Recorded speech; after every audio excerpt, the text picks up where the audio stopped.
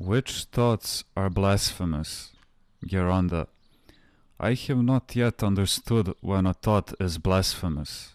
When inappropriate images come to mind about Christ, the Panagia, the saints, some holy and sacred thing, or even about our spiritual father and so forth, these are blasphemous thoughts. They should not even be uttered aloud. Not even to our spiritual father. To him it is sufficient to simply say, blasphemous thoughts go through my mind about Christ, or about the Holy Spirit, or about the Panagia, or about the saints, or about you, my spiritual father.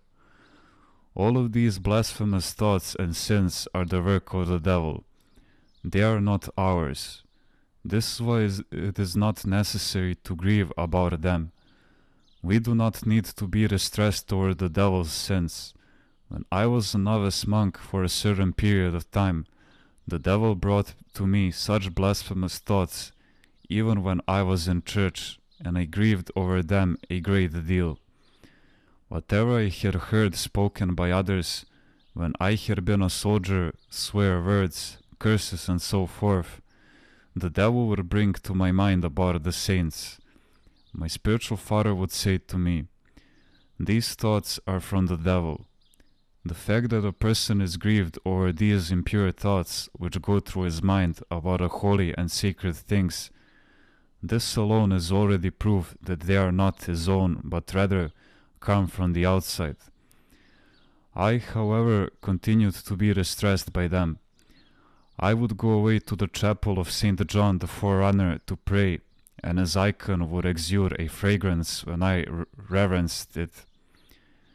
Later, when such thoughts started coming to mind again, I would go to the chapel and again fragrance would emanate from the icon. One day during the Divine Liturgy, as the Trisagion hymn 1 with the other monks was chanting quietly the Trisagion hymn of Nelios, then I saw a huge and fearful beast with a dog's head entering from the door of the Litti. Flames were coming out of its mouth and its eyes. He turned and gave me 2 gestures of a curse, because I was chanting, Holy God, Holy Mighty, Holy Immortal, have mercy upon us. I turned to the side to see if anyone else had seen the beast, but no one had. Later I told my spiritual father this and this happened to me. Then my spiritual father said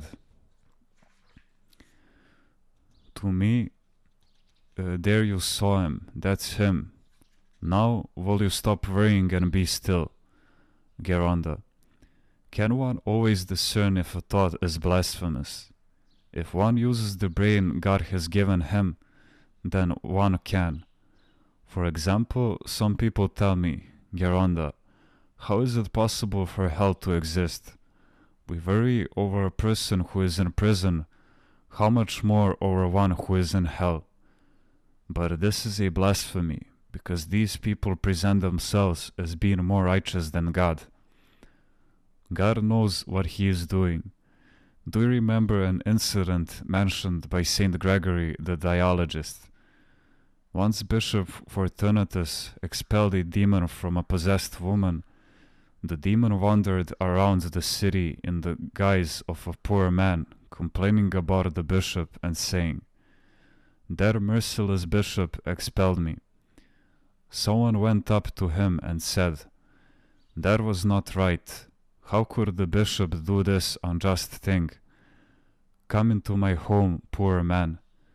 The devil entered into that man's home and soon enough said, "I am cold. Throw some wood on the fireplace." So the man threw more wood in the fireplace and rekindled the fire.